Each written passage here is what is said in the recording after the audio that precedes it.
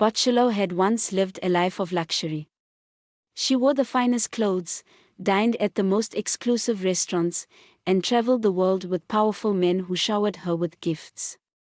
Life had always been effortless for her, and she carried herself with the confidence of someone who believed her fortune would never fade. Her best friend, Mapula, was always by her side, smiling and celebrating her success. But beneath that smile, Mapula harbored a dangerous envy, one that festered with every expensive dress Bocciolo bought and every admirer she gained. One evening, as they sat in a high-end restaurant sipping champagne, Mapula leaned in with a curious smile. "Oh, Bocciolo, my friend," she said, her voice smooth as honey. "You are so lucky. Men adore you, money follows you, and you live the kind of life every woman dreams of." Bocciolo laughed, twirling the diamond bracelet on her wrist. "Luck? No, my dear. This is just my destiny. I was born to shine." Mapula lifted her glass and clinked it against Bocciolo's, but deep in her heart, something dark took root. That night, she made a decision that would change both their lives forever. Under the cover of darkness, Mapula walked toward the river, her heart pounding with anticipation. The moon shone brightly on the water's surface, illuminating the eerie stillness of the night. She knelt by the riverbank and whispered the words an old woman had taught her. The water trembled. A shadowy figure emerged, its voice a haunting melody. "You desire her fortune. Are you ready to pay the price?" Mapula did not hesitate. "Yes. Take her blessings, her favor, her luck. Make it mine." The spirit cackled as the water swirled violently. Somewhere, far away, Bocciolo woke up in her luxurious home, gasping for air as a sharp pain struck her chest. She had no idea that at that very moment, her destiny was being stolen. Everything changed overnight.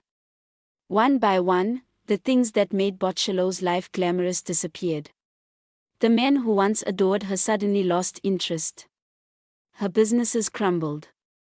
She tried to fight, to rebuild, but no matter what she did, misfortune followed her like a curse. Meanwhile, Mapula flourished. Her wealth grew beyond imagination, and she became everything Bocciolo once was. It took years for Bocciolo to realize the truth. By then, she was no longer the glamorous woman she had been. Her designer clothes were replaced by faded dresses, and her manicured hands were now rough from working the farmland she never thought she'd step on. She had lost everything.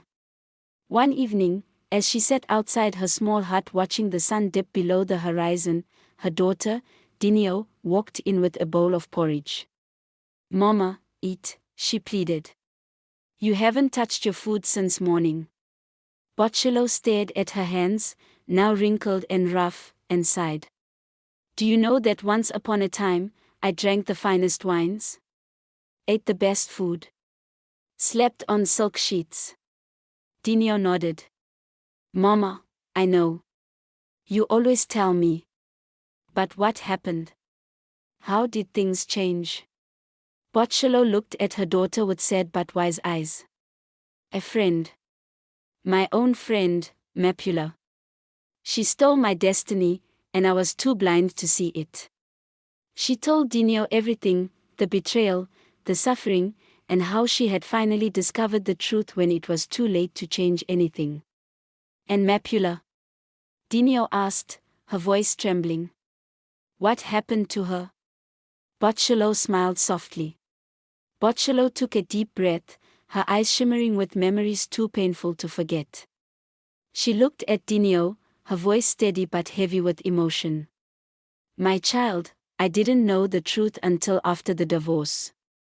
I walked away from my marriage, broken and humiliated, thinking I had failed. But I hadn't failed, someone had stolen what was mine.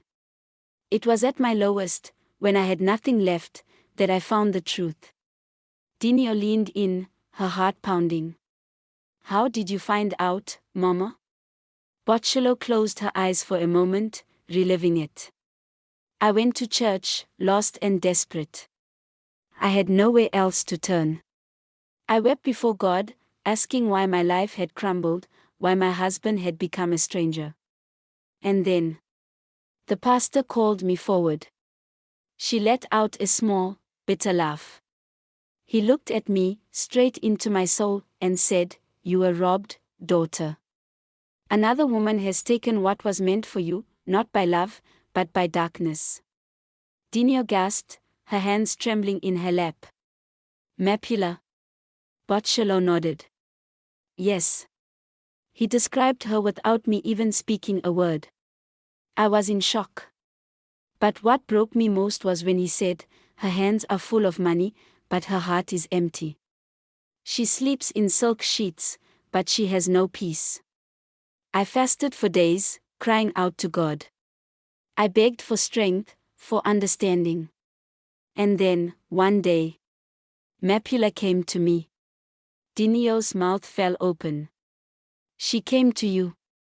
After everything." Botshelo smiled, but there was no warmth in it, just the kind of quiet strength that only pain can build. "Yes." She walked into my home, dressed in the finest clothes, wearing expensive jewelry. She looked the same. But her eyes, Dineo.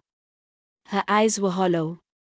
I knew, before she even spoke, that she had lost something greater than what she had stolen from me. Dineo swallowed hard. "What did she say?" Botshelo's voice softened, but there was steel underneath. "Forgive me, Botshelo." That's what she said. She told me she had everything, but nothing at the same time. No children. No love. Just money and regret. Tears welled in Dineo's eyes. "And you forgave her?" Botshelo reached for her daughter's hands, squeezing them gently. "Yes, my child. Because I refused to let her steal my peace too.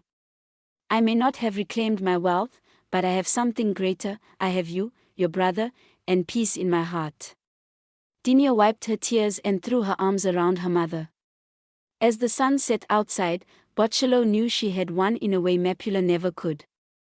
She had lost the riches of the world, but she had gained the most valuable thing of all: wisdom, faith, and a legacy of strength for her children.